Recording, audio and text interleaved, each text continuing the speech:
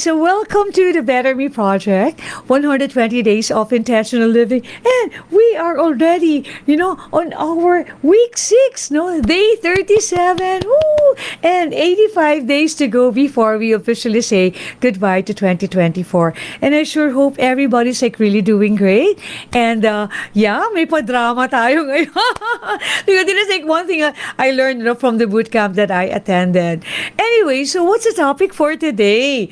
Diba? We always say that we will have to be more intentional on how we spend our day so that, we will be able to become better, no? As we say goodbye to 2024 and we're telling everyone that this has been the best year of my life. All right, so I just want to share with you. Yay! All right, this is it. All right, so I attended, a 3-day boot camp and grabe talaga. Grabe. Woohoo! I graduated!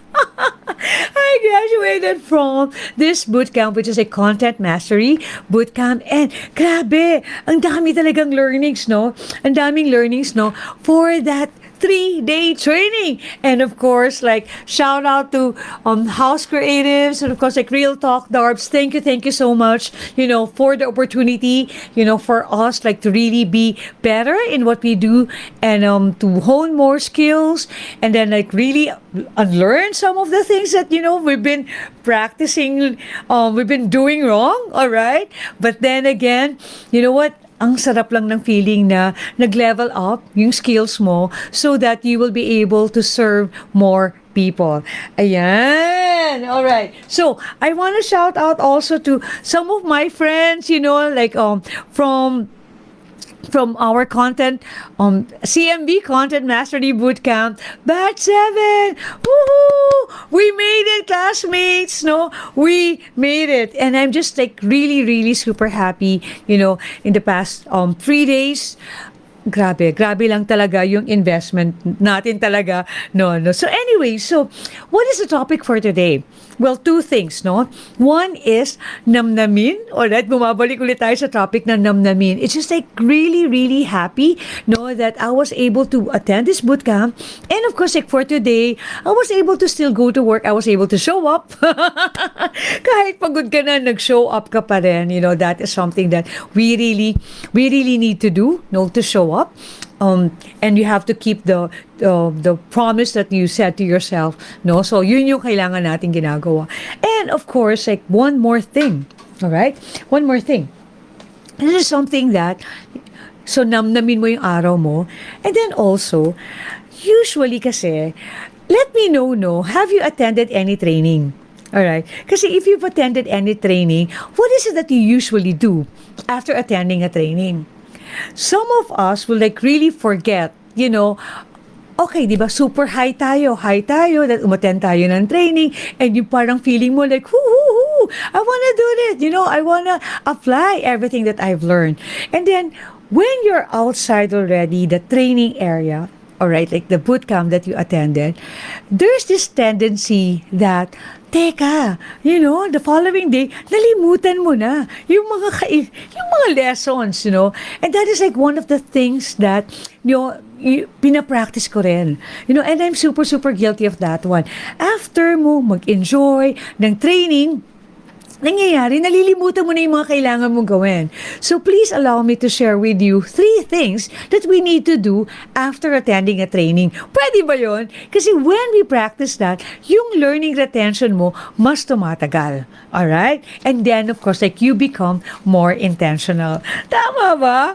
Alright. So, the first one that you need to do, alright, after attending a training, after attending a boot camp, is that, to review all your notes. All right? To review all your notes, all of the things that you've learned, you have to review it. Ayan, no? Balikan mo siya. And then if you have to, and ako, sa sobrang bilis din ng mga trainers din natin, alam mo ginagawa ko, I take pictures. Alright? I take pictures of what happened. My friend, you also need to review all of the photos that you took. Alright? So that you will be able to again, no, remember the things that you've learned. So, yan. So, number one is that to review all of your notes. If you have to rewrite some of it, then do so. All right? Because like number two, after no you reviewed no all of your notes, this is what you need to do. You write again your top three or top five key takeaways no for that day. All right. So ako, since I attended the 3-day boot camp, I will have to write 15. Ah, sorry. Mali sa math. That's why I'm HR. Okay, I'm with HR. So, three things, no? 3 times 3 times 3 days, no? So, 9. 9 things that I learned, my top 3 key takeaways, so per day, I will have to write it down. Alright? So, you will have to write down your top 3 key takeaways. Ito yung mga, pag sinasabi kasi natin key takeaways, no? Ito yung mga top of mind. Ito talaga yung may spark, may magic, no? Sa mga, during that day, when you were doing it. Alright? When you were attending the boot camp. So, write down your top 3 key takeaways, no? Per day. Alright? Then, after that, so number 1 is that you review all of your notes, your photos, the photos that you took, you review that. And then after that, what you need to do is, number 2 is that to review and then to write. Okay, number 2 is that to write your key takeaways. No?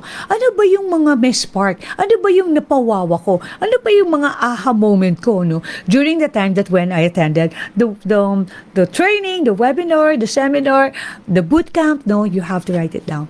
And then, ito yung pinaka-importante. Well, one of the most important things that you need to do. So, you reviewed, you write your key takeaways. Then, of course, like number 3, based on your key takeaways, what are the steps that you need to take in order for you to be able to practice, or to apply the things that you've learned in that bootcamp or in that training? Usually, ang nangyayari sa atin is that after writing your key takeaways, we totally forget, Wala ka ng implementation. Wala ka ng next steps. Alright? So, that is something that I will do also later on because I didn't have that time already the whole day because I worked and I also did some designing, so hindi ko na siya nagawa. So for today, I'll be more intentional with how I spend my night. Alright? So I will write, beside my key takeaways, I will write the steps, the actions that I will need to do so that I'll be able to implement all of the learnings that I had during the bootcamp that I attended. And ito pa, pinaka-important, one of the things that also that you need to do after writing, the actions, the next step that you will need to do, all right? You have to implement it ASAP. So ako, I'll be able to implement it right after I write it down. Kasi sometimes, most of the time, I don't know whether you're guilty with this one. Kasi sometimes ako, when I also attend the training, talaga high na high ako and all. I will even share my key takeaways. But, there's no action steps. Walang implementation. So, my friend, my suggestion, my encouragement, to you is that after you write your key takeaways, you will have to write the next step that you need to do, the action that you need to take in order for you to really practice the key takeaways. And my challenge is that for our key takeaways, the actions that we need to take, let's implement it for the next 7 days. We need to implement it. So, for me, one of the key takeaways in the bootcamp that I attended is script writing. That I need to focus more on the formula that they gave when it comes to content script writing. Thank you, Coach Mix, all right, for that, for those tips that you shared, all right? So, since that is something that talagang may spark sa akin, yun na yung gagawin ko. All right? Ang key takeaway ko doon is that the content script writing, right? And the action that I need to take is to practice it. All right? Really practice, set timer of 10 minutes. Practice of content script writing. And I will do it starting tonight. And I will do it for the next 7 days. Kapatid, that is something that, I encourage all of us to do. We need to take actions. Alam mo naman, maganda naman yung masaya, di ba? Maganda yung masaya ka. Pero at the end of the day, is that after all of the things that you've read, after all of the things that you experienced, after all of the things that you've learned, anong ginawa mo? What actions did you take? Right? So, that is what they're also saying, that the difference between losers and successful people take action. If you want something, you take action. You move. You move. All right? So, yun. That is like something that I want to encourage all of you like to do in order for us to really take action on the things that we've learned. Hey, Coach Migs! Yes! Thank you so much, Coach Migs. Yun po, ipapractice ko yan. Coach Migs, thank you. House Creatives, thank you so much for all of the learnings that you gave us. Alright? Yun naman talaga, dapat we need to take action. So, four things that we need to do. One is that to review your notes. Really review your notes and then review the photos that you took. And then, of course, like number 2 is like write your top 3 key takeaways. So for me, I'll be writing 9 key takeaways. And then, of course, like after that, I will write the actions that I need to take in order for me to practice what I've learned, in order for me to absorb what it is that I've learned. All right? And put a deadline. And you have to do it for the next 7 days. Alright? Kasi nga, di ba, talagang dapat nagiging intentional tayo with all of the things that we're doing in order for us to become the best version of ourselves. Right? Hey, Anna, I miss you. I miss you already. Thank you for being here. Now, can I just share something to you? Alright. Isa pa sa mga natutunan ko in the bootcamp that I attended is that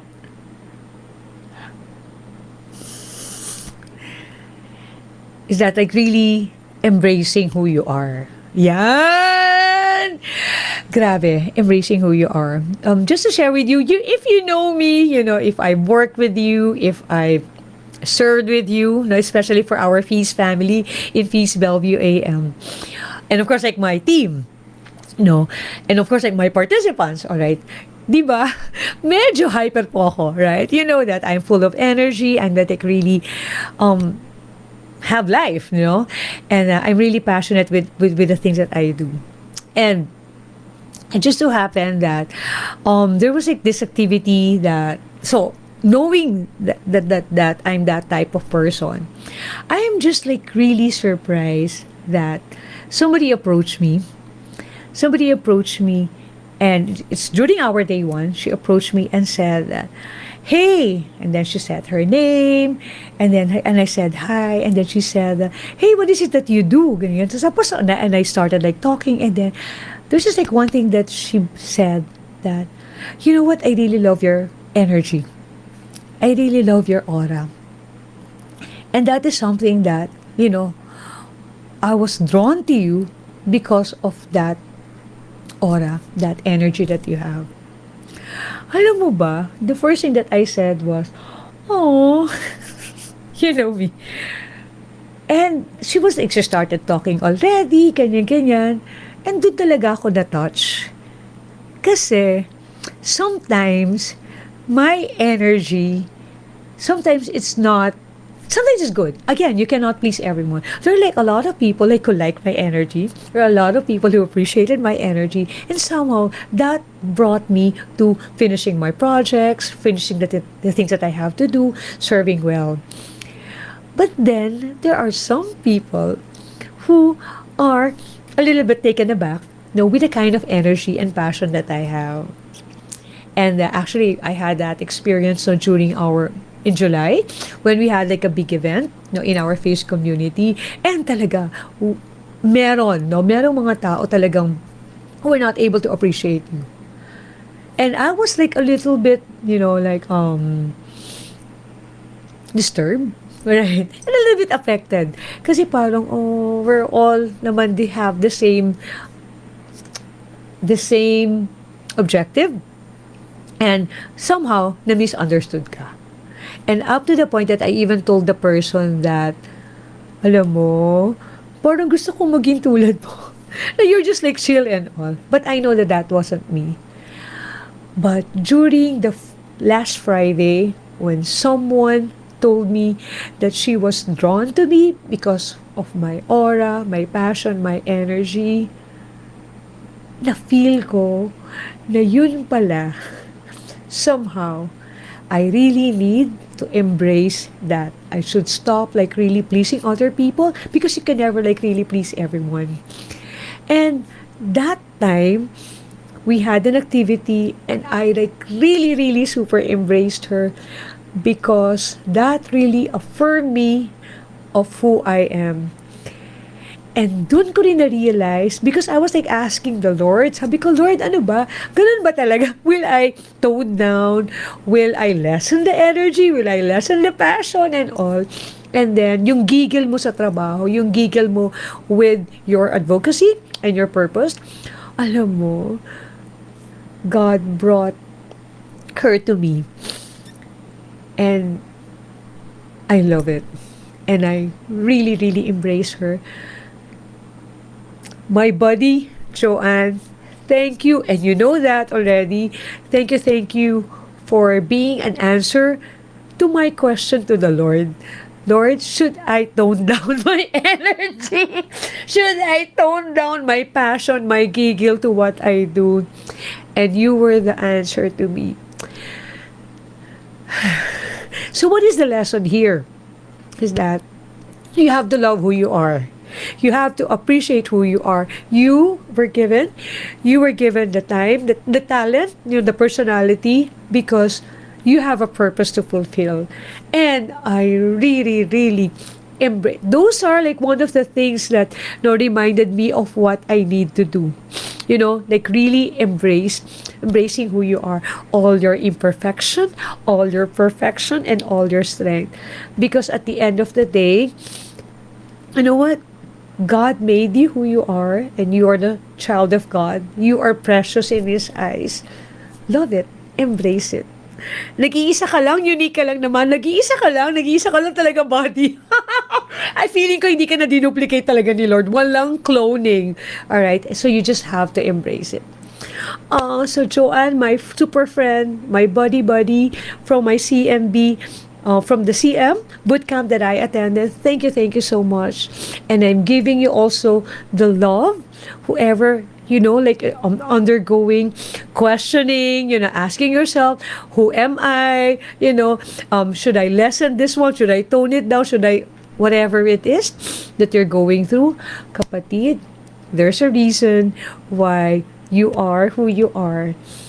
And gagamitin ni Lord yan para to serve, yung mga kapatid natin. Alright, so, embrace mo who you are. Alright? Woohoo! So, thank you again, everyone, for all of the things, for all of the love. And of course, like Team Replay, I know that you're here. Yay! I'll see you. I'll see you tomorrow. Promise, I'll announce that I will have an FB Live. But it's just like me showing up for you and definitely for me. Alright, so I'll see everyone. And of course, like remember, if this day 37, don't really feel bad. You can always like review, rewind. Very tita, ang aking terminology. You can always like check, my posts so that you will be reminded of the things that we have to do because we are already in week 6. Grabe, week 6. And it's 85 days before we officially say goodbye to 2024. I hope I made an impact to you. I hope I made a difference. I hope that I was able to remind you that it's progress over perfection. And we can always be better one step at a time, one day at a time. Thank you again, everyone. I'll see you tomorrow. If you have questions, please let me know. Oh, wait, let me just read. Okay, I'm so sorry. And let me just read. Oh my goodness. Yes, Miss Arlene, nag-iisa lang talaga po ako. Alright, thank you, thank you. Nag-iisa lang ako. I know that. Thank you so much. Hey Joshua, nag-iisa ka rin. If you can hear me, like you can type, nag-iisa ka lang. Thank God, nag-iisa ka lang sa mundo. And if you have other questions, and if you want some topics that you want me to discuss, you want me to help you with so that we can be more intentional, you can type it or you can send me a message. All right. I'm sending love to you. I'll see you everyone. And again, remember the lesson that we talked about today. Let's do it starting tonight and for the next couple of days. All right. Thank you, Miss Arlene. I really love your post. Thank you also, Joshua. I miss you. I missed you yesterday because I was like out. Thank you, Boss Migs, Coach Migs, for all of the lessons. Please say hi to the team sa House Creatives. Thank you so much. RTD, of course. Real Talk Darbs, thank you so much. Ang dami namin natutuan. You are such a generous person. At pinapalakpakan yan. Alright, thank you. I'll see you tomorrow. Bye guys, thank you.